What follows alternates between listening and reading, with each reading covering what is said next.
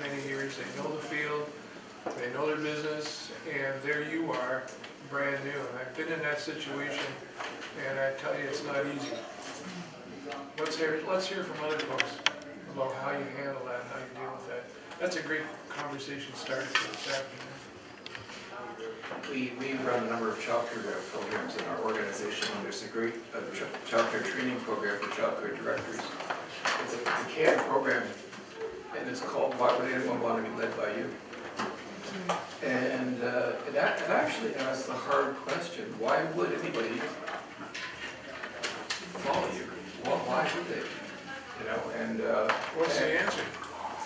You can't answer it that simply. But I mean, you do have authority, but you have to earn respect. And if you, to me, leadership is about, if people, if you're saying, "Come with me," that's to me is the essence of leadership. Come with me. You have to earn that. You have to. There's got to be reasons why anybody would go with you to that vision or wherever you want to go. And that's relationship based. It's confidence based. Nancy, you've been there. Oh yeah, I sure have. Yeah. I see your head going up and down. Oh yeah. Yeah, I mean, I certainly can relate to what you're saying, Louise. I was colleagues with the people I then began to supervise and manage. And same thing, people with a lot more history at the agency than, I was the newer kid on the block. And it was a period of transition for sure. And I love what you just shared, Tony, because I agree you have to, the respect that you have to gain really is a two-way street, and I found I couldn't go in saying, I'm now your boss and you're going to listen to me or else, sort of, But yeah, it was a process. It was leading by example. It was saying what I mean and mean what I say. It was me being,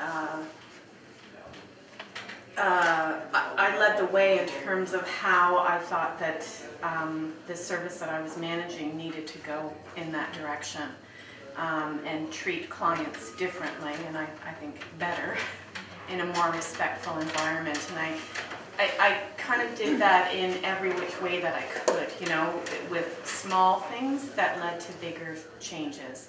For example, the first week I went around and I took down all the signs that staff started putting around the shelter, like, do not do, please don't, that kind of thing. And I took them to... Leave your dishes here. Yeah, signs in a residential setting just about sends me over the edge. So I did the small little things, but I think it was the little things that grew into the larger picture of becoming, I think, a pretty decent leader. And I think staff now see me as a leader. They don't refer to me as a boss, and they see me as a leader. So. What you're saying, Nancy, is really key. It was a process that you went through. Oh, for sure. It didn't happen all at once. No. And there were many little things you had to do to gain their confidence. If you were to pick out one or two, and I'm not just going to ask you that, but what about other people? What would have been the most significant?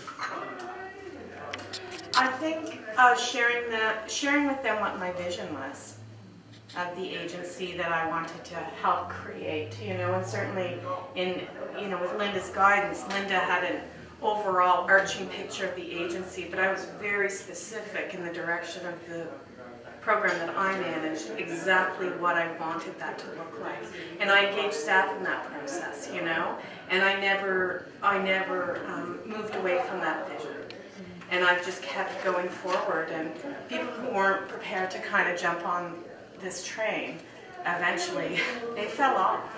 Because I kept going in with a very clear vision of what that was. But you have to communicate that with staff on every level. So I think that was the biggest. Great. No, appreciate it. Thanks. Tammy, sorry. I was just thinking, Tammy, when Linda left, you were in charge. Did you go through some of those kinds of things, or were you already well established? And, No, it was great. It was just so easy. Yeah, and I say that sarcastically. It was the absolute worst time ever in my career, without a doubt. And the fact that I'm still here 4 years later is just by, you know, receiving support, kind of hanging through, and it was really tough. And again, that was people that I was peers with, many who had been at the agency longer, and now in the new amalgamation, I'm now, you know, for managers who are going to be working with me, many of them have been at the existing, at Hastings longer than me, but I'm in such a different space now because I learned so much from there. And when there isn't a policy or a procedure or something in black and white, it's being authentic. And that's where I say now, I'm pretty clear around what my values are, what my visions are. If there's nothing else in black and white, I'm at least going to stand for what I stand for. And so with that, you know, I don't say you must do it this way, but I'm very clear when I'm having meetings or discussions or when I need to make a decision, that my decisions are principle-based and they're value-based with not only mine, but those that match child welfare and where we're going as an agency. And if in doubt, I go back to the principles and I go back to the values, you know, because at least then I can explain it to some way, but it'll be how they continue to see me. It'll be consistent, right? It'll be because the black and white policies and procedures aren't what are going to get any of us through that. I mean, they're sometimes the barriers to what we do, because more often than not, we're changing those or they're evolving. And when they're from 1995, chances are no one respects them.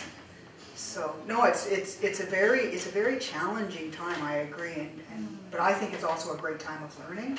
In retrospect, you know, at times at the time, you know, I was appreciating some of the learning, but never near as much as what I appreciate now in hindsight.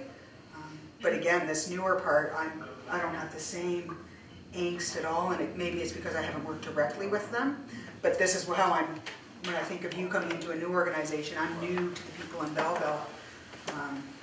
But again, it's the confidence. I think I said that earlier, and Tony said that as well. It's about confidence, it's about being authentic, it's about, when in doubt, be who you are. And if nothing else, they can't accuse you of not being true. So how long? I know it's hard.